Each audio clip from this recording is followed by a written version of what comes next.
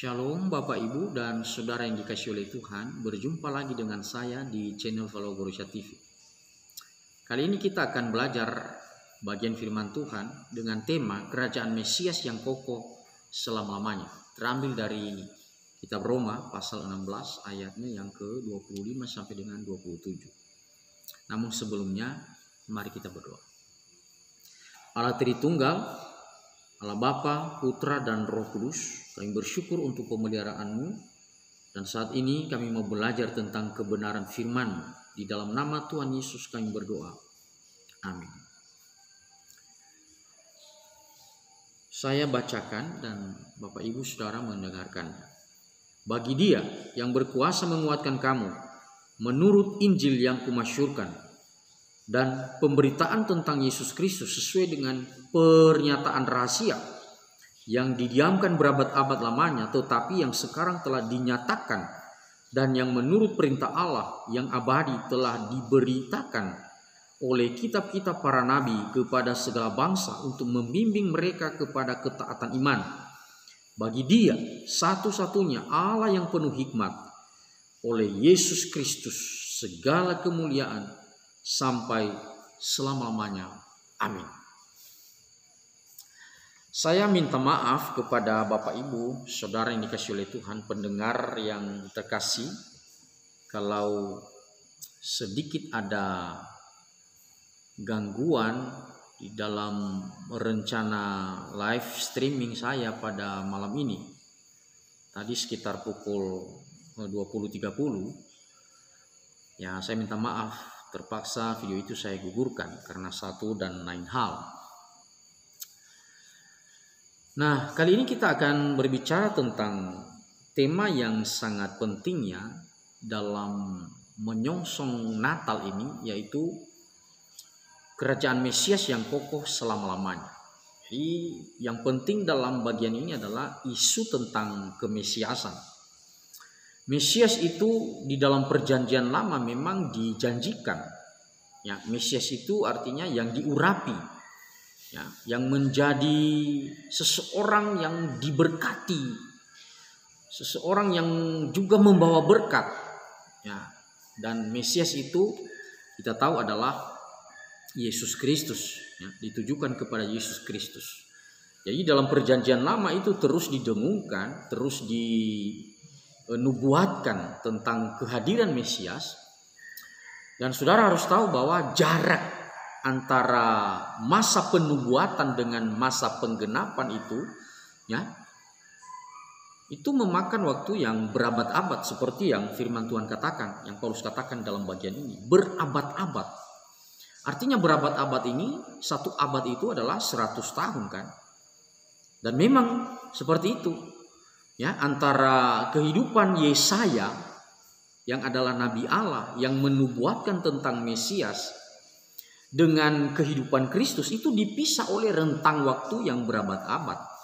Ya, bisa diperkirakan sekitar 6 atau 7 abad ya, jarak hidup atau jarak waktu antara para nabi dengan pemenuhannya itu di dalam Yesus Kristus, ya, bahwa Mesias itu tergenapi, janji nubuatan tentang Mesias itu tergenapi di dalam pribadi Yesus Kristus.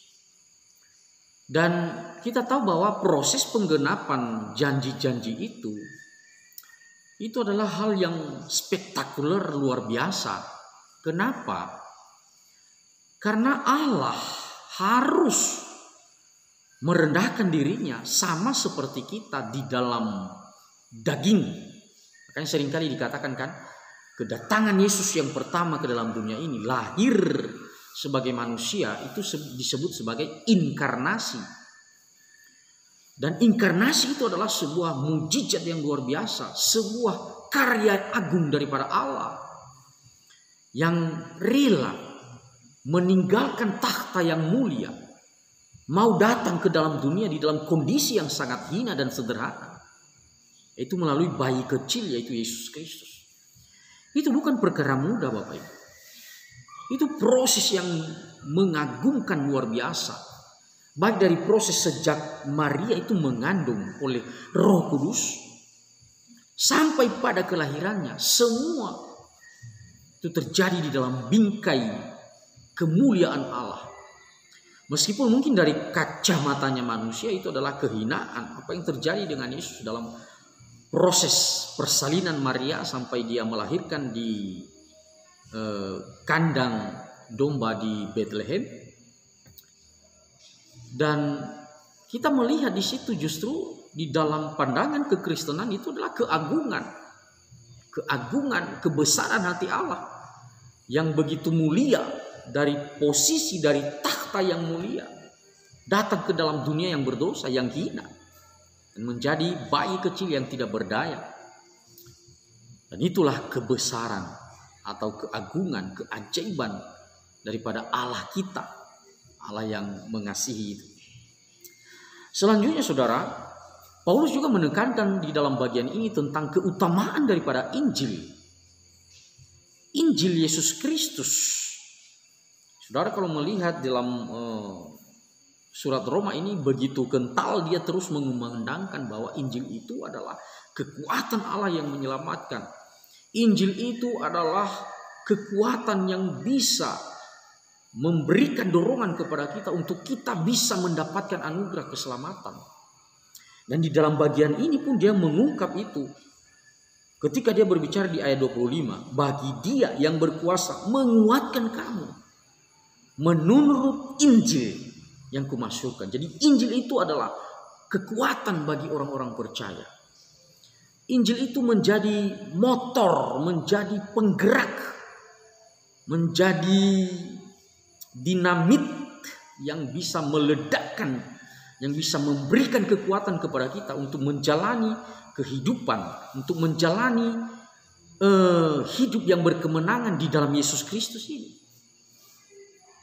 Dan itu adalah semata-mata karya daripada Tuhan. Manusia tidak punya jasa, manusia tidak punya andil, manusia tidak punya kontribusi di dalam penggenapan rencana Allah ini. Kita hanya menerima anugerah yang agung itu. Yesus datang ke dalam dunia, berinkarnasi, menjadi daging. Untuk apa? Untuk dia bisa mengerjakan penyelamatan itu. Jadi bukan hanya berhenti pada kelahirannya, proses penyelamatan itu justru memuncak itu di atas kayu salib. Ya.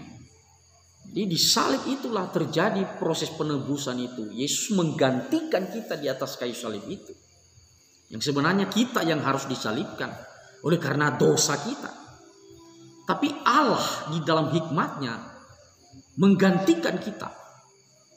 Jadi kepada Yesus ini ditimpakan semua dosa-dosa kita. Akhirnya dia yang nanggung di atas kayu salib. Dan itulah rahasia yang selama ini atau selama dalam masa perjanjian lama itu masih kabur, masih belum terlalu jelas. Ya, para nabi hanya menubuatkan sesuatu, jalan penyelamatan yang dilakukan oleh Allah.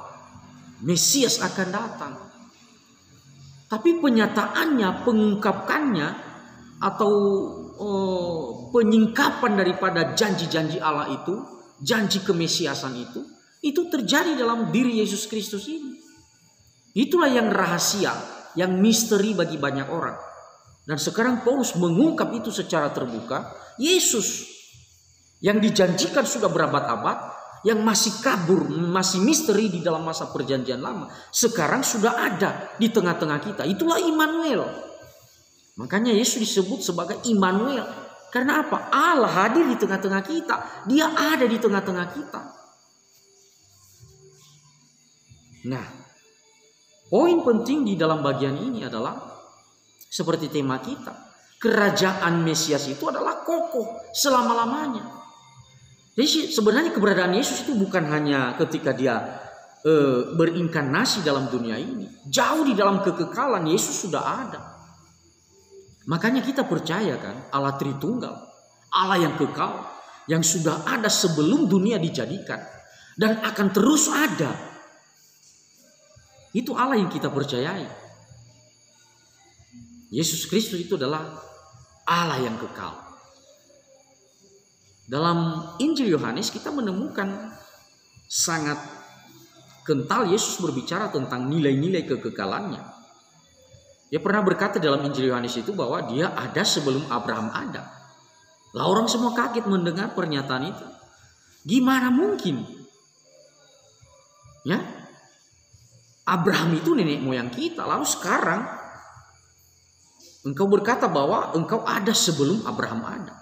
Itu nenek moyang mereka jauh di atas. Ya, Abraham, Ishak, Yakub, keturunan Yakub.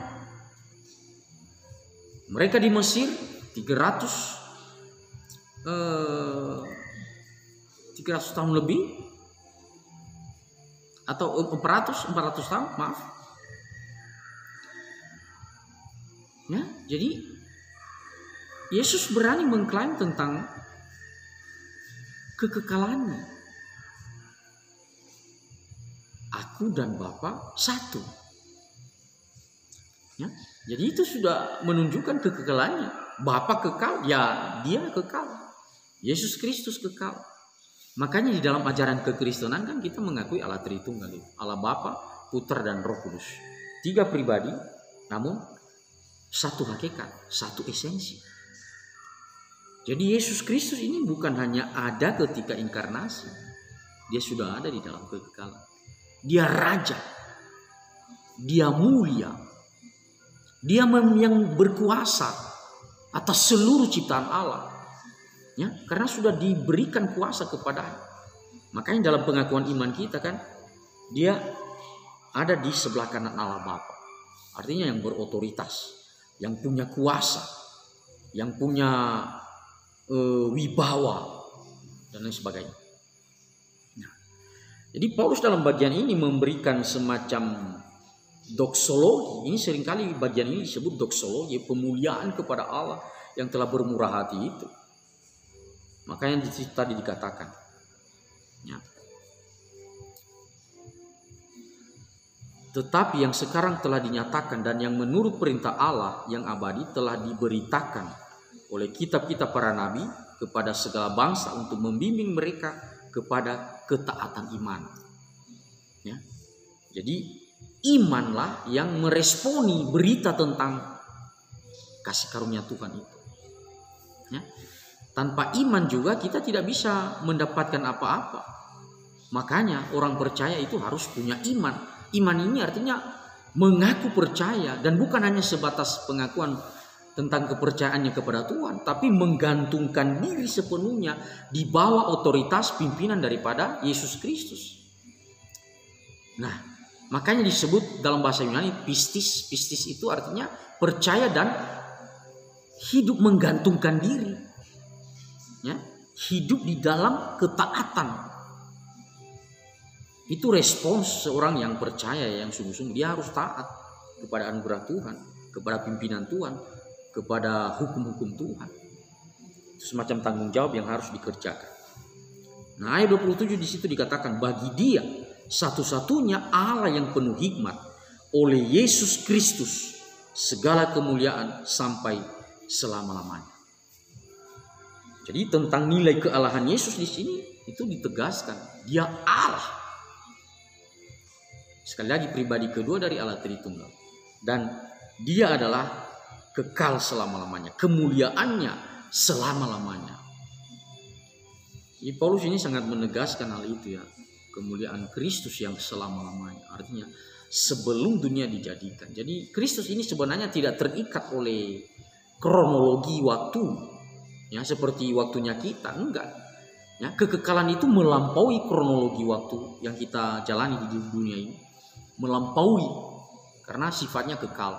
Kekal, tidak ada batasan waktu sebelumnya dan tidak ada batasan waktu sesudahnya. Makanya Yesus berani berkata kan di dalam wahyu kita temukan dia adalah Alfa dan Omega, yang awal dan yang akhir. Ya, jadi dia tidak dibatasi oleh kurun waktu tertentu, karena dia adalah Raja yang kekal, ya, penguasa yang kekal, karena dia adalah Tuhan yang kekal, Allah yang kekal. yang telah menyatakan kasih setia kepada kita. Tuhan memberkati.